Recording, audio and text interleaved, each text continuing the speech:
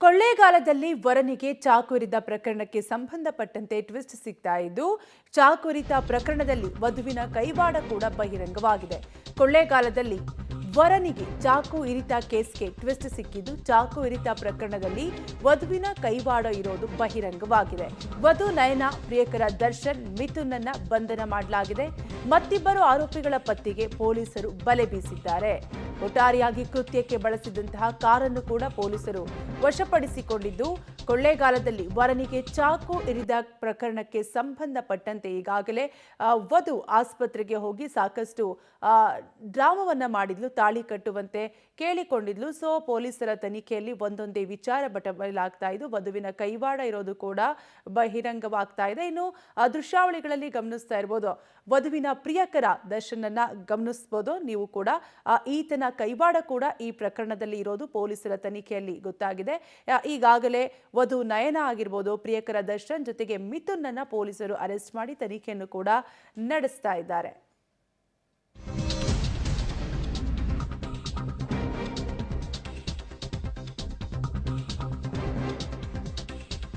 ಮದುವೆ ನಿಲ್ಲಿಸುವಂತೆ ಪ್ರಿಯಕರನಿಗೆ ವಧು ನಯನ ಕರೆ ಮಾಡಿದ್ದು, ತಂಗಿ ಫೋನ್ನಿಂದ ಈಕೆ ಫೋನ್ ಮಾಡಿರ್ತಾಳೆ.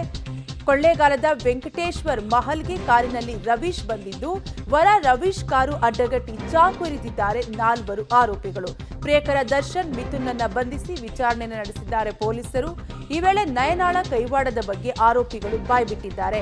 ನಾಟಕ ಬಯಲಾಗುವ ಭಯದಲ್ಲೇ ಆಸ್ಪತ್ರೆಗೆ ಬಂದು ಮದುವೆಯಾಗುವಂತೆ ಡ್ರಾಮವನ್ನು ಕೂಡ ವರ ಮಾಡಿರುವಂತಹ ಘಟನೆ ಕೊಳ್ಳೇಗಾಲದಲ್ಲಿ ನಡೆದಿದೆ. ಒಟ್ಟಾರೆಯಾಗಿ ವಧುವಿನ ಕೈವಾಡ ಪೊಲೀಸರ ತನಿಖೆಯಿಂದ ಬಯಲಾಗಿದ್ದು, ಈಗಾಗಲೇ ವಧು ನಯನ ಜೊತೆಗೆ ಆಕೆಯ ಪ್ರಿಯಕರ ದರ್ಶನ್ ಸೇರಿದಂತೆ ಹಲವರನ್ನ ಪೊಲೀಸರು ಈಗಾಗಲೇ ಅರೆಸ್ಟ್ ಮಾಡಿ ವಿಚಾರಣೆಯನ್ನು ಕೂಡ ನಡೆಸ್ತಾ ಇದ್ದಾರೆ.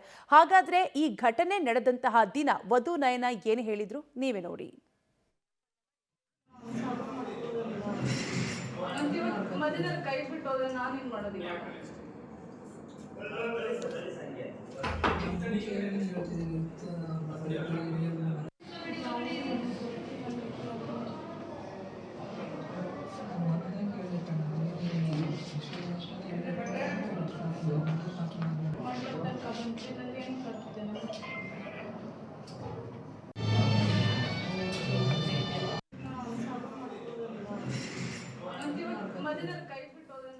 ಒಟ್ಟಾರೆಯಾಗಿ ವಧುವಿನ ಕೈವಾಡದಿಂದಲೇ ವರನಿಗೆ ಚಾಕು ಇರಿತವಾಗಿದ್ದಂತಹ ಘಟನೆ ಕೊಳ್ಳೇಗಾಲದಲ್ಲಿ ನಡೆದಿತ್ತು.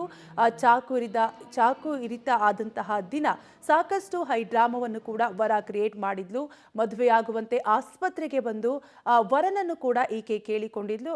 ಒಟ್ಟಾರೆಯಾಗಿ ಈಗ ವಿಚಾರಣೆಯ ಸಂದರ್ಭದಲ್ಲಿ ಈಕೆಯ ಕೈವಾಡ ಬಹಿರಂಗವಾಗಿದೆ. ಹೀಗಾಗಿ ವಧು ನಯನ ಸೇರಿದಂತೆ ಆಕೆಯ ಪ್ರಿಯಕರ ದರ್ಶನ್ ಸೇರಿದಂತೆ ಮತ್ತೊಬ್ಬರನ್ನು ಕೂಡ ಅರೆಸ್ಟ್ ಮಾಡಿ ವಿಚಾರಣೆಗೆ ಒಳಪಡಿಸಿದ್ದಾರೆ ಪೊಲೀಸರು.